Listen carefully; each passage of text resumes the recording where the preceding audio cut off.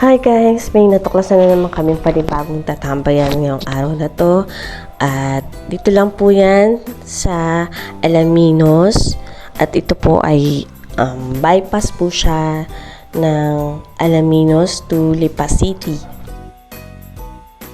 Ito po ay panibagong pasyalan na naman at panibagong tambayan na naman natin na ginagawa.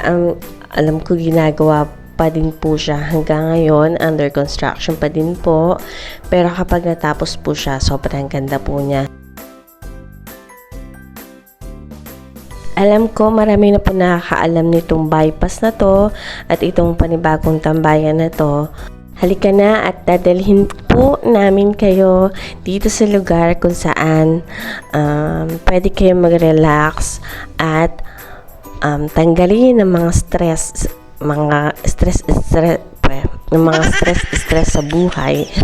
Pansamantala, yun naman po lagi ko sinasabi, pag nag-rides po tayo, natatanggal po kahit papano, kahit siklit lang yung stress na meron tayo sa araw na to o sa buhay natin.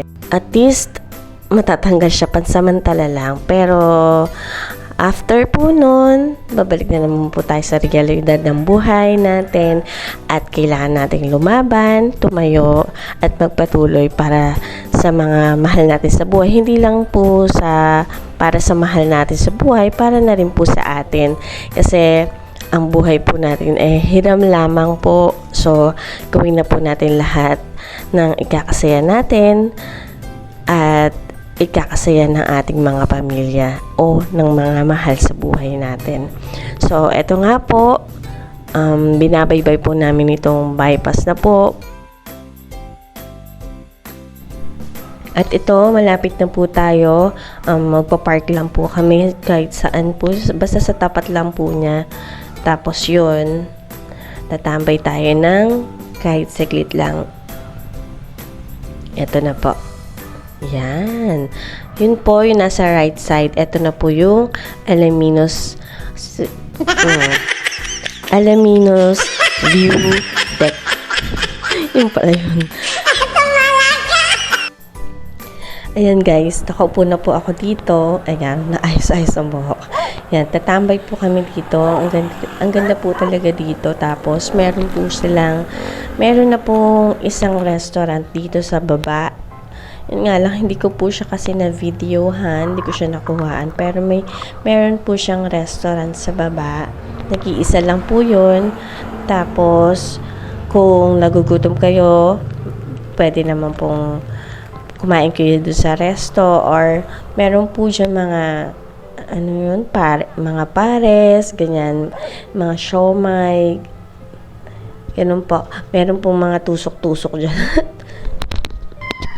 Tama ba ako? Tusok-tusok o tuhog-tuhog? Basta. Kumain kayo dyan. Meron pong mabibilhan ng tubig. Kaya hindi po kayo magugutom.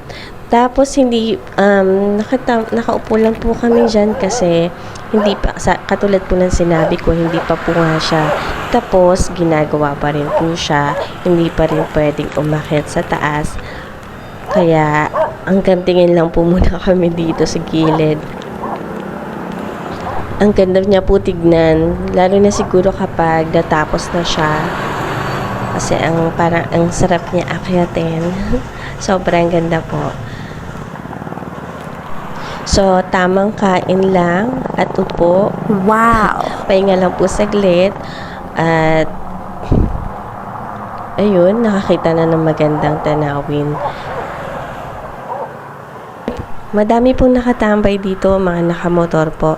Nag-i-stop po talaga sila dito para magpa-picture. Yan, para magpa-picture kasi po maganda po kasi siya talaga. Yung mga nasa side ko po. Ayun po yung resto pala. Ito po pala yung resto, nasa baba. Yung daan po niya, nasa may gilid. Dito po sa left side ko. Ang tanga-tanga ko, akala ko hindi ko na videohan. Pero pasensya naman po kasi saglit lang siya. Ayun guys, pag pupunta po kayo ng Lipa City, dumaan na po kayo dito sa may bypass po ng Alaminos to Lipa City. Sobrang okay po yung daan. Tsaka, eto po yung makikita nyo. Yun lamang po, maraming salamat po ulit sa panonood. Bye!